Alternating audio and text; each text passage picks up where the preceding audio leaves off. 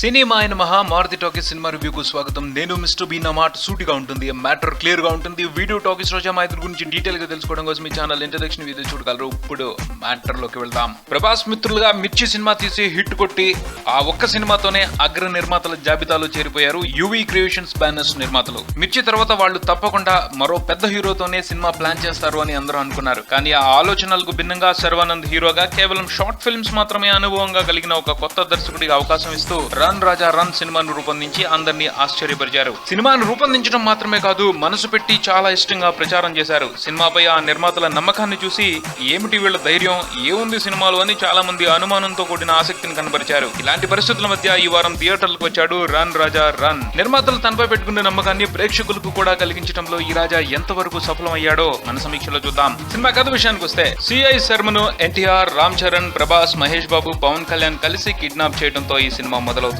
ఈ వార్త రాష్ట్రంలో సంచలనానికి కారణం అవుతుంది. కిడ్నాప్ చేసిన వాళ్ళు పైన చెప్పుకున్న హీరోల మాస్కులను తప్పించి మరో క్లూ వదిలిపెట్టరు. అంతేకాకుండా పోలీసులతో గమ్మత్తైన గేమ్స్ ఆడుతూ ఉంటారు. దాంతో పోలీసులకు ఈ వ్యవహారం తలనొప్పిగా తయారవుతుంది. మరోపక్క మార్కెట్ లో కూరగాయల వ్యాపారి కొడుకైన రాజా అమ్మాయిలను పడేయడానికి నానా తంటాలు పడుతూ హీరోయిన్ ప్రియతో కనెక్ట్ అవుతాడు. ఆమె నగర పోలీస్ కమిషనర్ కూతురు. కొన్ని సరదా సన్నివేశాల తర్వాత రాజాకు ప్రియాతో కప్లింగ్ అవుతుంది. కానీ వారి పెళ్లి కమిషనర్ కు ఇష్టం ఉండదు. దాంతో రాజాను వదిలించుకోవడానికి కిడ్నాప్ల కేసు వ్యవహారానికి సంబంధించి తాను చేస్తున్న ఒక రహస్య మిషన్ లో అతన్ని ఇరికించి దోషం చేయాలనుకుంటాడు కమిషనర్. కానీ రాజా జాగ్రత్త మూలంగా కమిషనరే చిక్కుల్లో పడతాడు. ఆపై ఈ కిడ్నాప్స్ కు సంబంధించి కొన్ని ట్విస్టులు బయటపడతాయి. అసలు ఎవరు ఈ కిడ్నాప్స్ చేస్తున్నారు, వాటి వెనుక ఉన్న మర్మం ఏమిటి అనేది సినిమా మిగిలిన కథ. సినిమా విశ్లేషణ విషయానికి వస్తే యువి క్రియేషన్స్ నిర్మాతలు ఈ సినిమాపై ఎందుకంత నమ్మకంగా ఉన్నారు అన్న ప్రశ్నకు సమాధానం సినిమా మొదలైన కాసేపటికే అర్థం అవుతుంది. ఎందుకంటే సినిమా మొదటి సన్నివేశంలో జూనియర్ ఎన్టీఆర్ కనిపించి మైండ్ పోగొడతాడు. ఆ తర్వాత ఎన్టీఆర్ ఎంట్రీని రామ్ చరణ్ ఫాలో అవటం, వారికి ప్రభాస్ సపోర్ట్ అవడం, తర్వాత మహేష్ లీడ్ తీసుకోవడం, ఫైనల్ గా పవన్ కళ్యాణ్ ఫినిష్ చేయడం,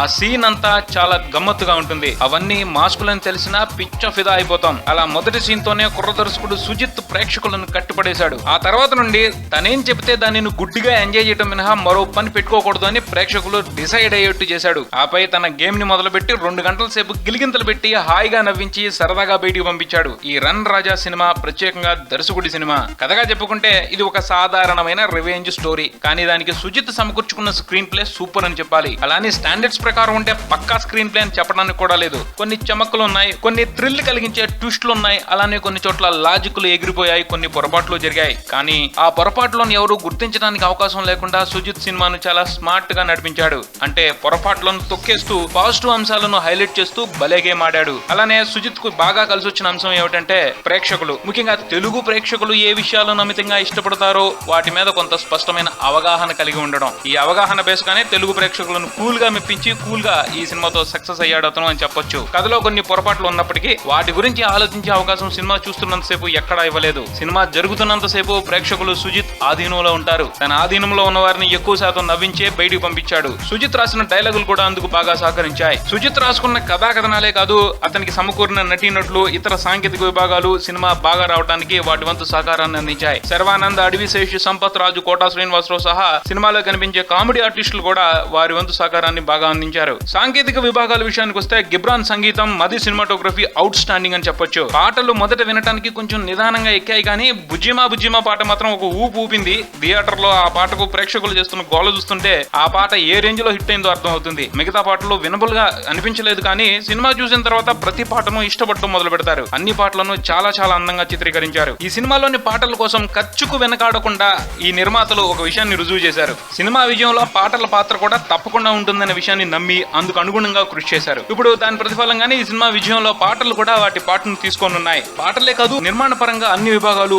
యువి క్రియేషన్స్ ప్రతిష్టను ఘనంగా చాటాయి. నటినట్ల అభినయం విషయానికి వస్తే శర్వానంద్ ఈ సినిమాలో ఫ్రెష్ గాను చలాకీగాను కనిపించాడు. రన్ రాజా పాత్రను దర్శకుడు చాలా వైవిధ్యంగా రూపొందించాడు. దానిని శర్వానంద్ అంతే వైవిధ్యంగా పెర్ఫామ్ చేశాడు. ఆ పాత్రలో ఉన్న వేరియేషన్స్ ను చాలా కూల్ గా క్యారీ చేశాడు. ముఖ్యంగా అమాయకత్వంగా ఉండే పార్ట్ లో చాలా బాగా నటించాడు. తప్పకుండా ప్రతి ఒక్కళ్ళు అతని పెర్ఫార్మెన్స్ కు ఇంప్రెస్ అవుతారు. సర్వా డాన్స్లు కూడా ఆకట్టుకున్నాయి.